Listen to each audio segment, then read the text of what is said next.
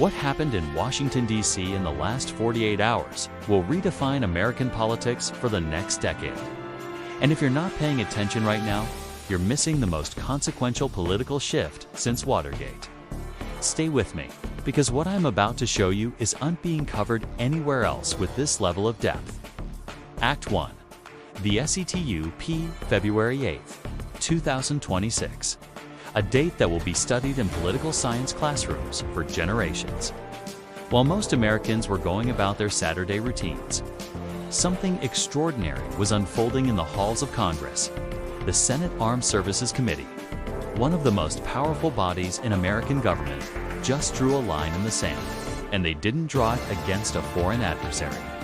They drew it against their own administration.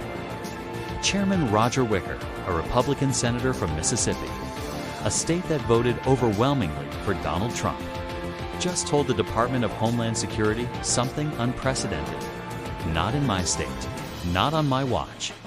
This isn't about party loyalty anymore. This is about something far more fundamental, and the implications are staggering. Let me take you inside what actually happened. Act 2. The conflict, Byhalia, Mississippi. Population, 1,339 people. A town so small you could walk from one end to the other in 20 minutes. A town with one Domino's Pizza, one Subway, and a local barbecue joint called Bibb's Brick House. This tiny town was about to become ground zero for a national controversy. The Department of Homeland Security identified a warehouse in Byhalia.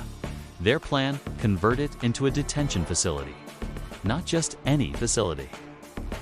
A facility designed to hold 8,500 people. Think about that number. 8,500 detainees in a town of 1,300 residents. That's more than 6 times the entire population of the town. The economic analysis was brutal.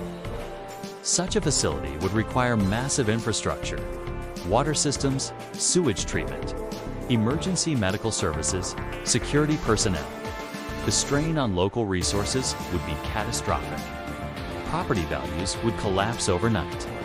Every homeowner in Byhalia would watch their life savings evaporate. But here's where it gets interesting. These weren't Democratic voters protesting.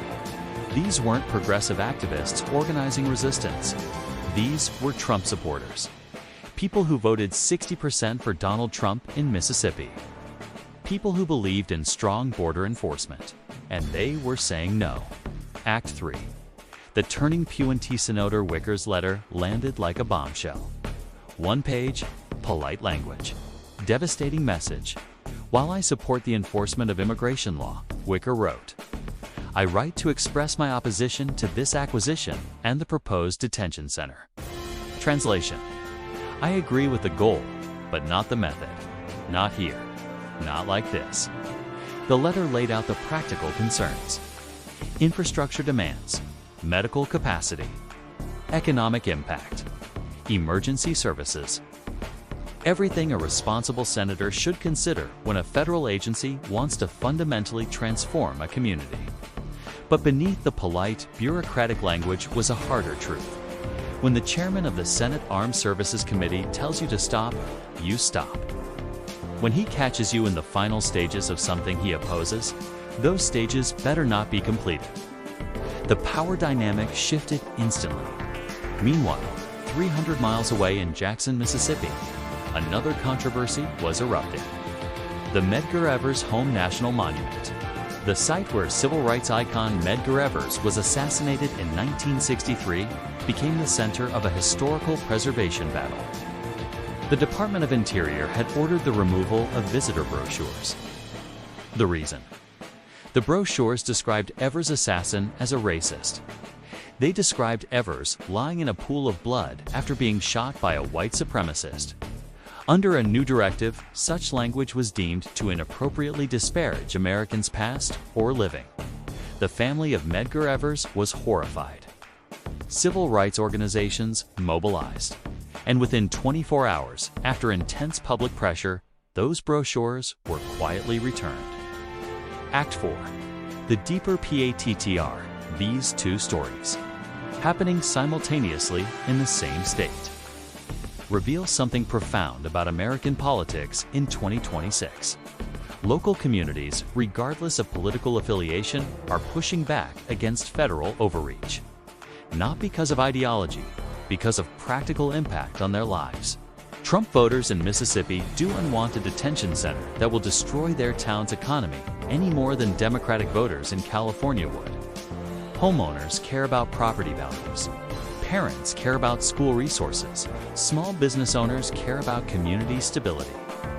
This is the collision between campaign rhetoric and governing reality. During campaigns, policies sound simple. Enforce the border. Restore American history. Clean slogans. Easy applause lines. But implementation is messy. Someone's town gets chosen for the detention facility. Someone's community loses economic opportunity. Someone's historical monument gets rewritten. And that's when the phone calls start. That's when constituents contact their senators. That's when local newspapers start asking questions. Senator Wicker represents those constituents. He's not abandoning his party. He's representing his state. That's his job. That's the system working exactly as the founders intended. Act 5.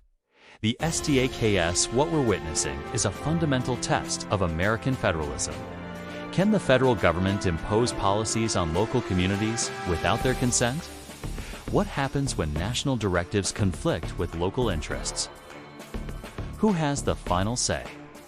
These questions have been debated since 1787.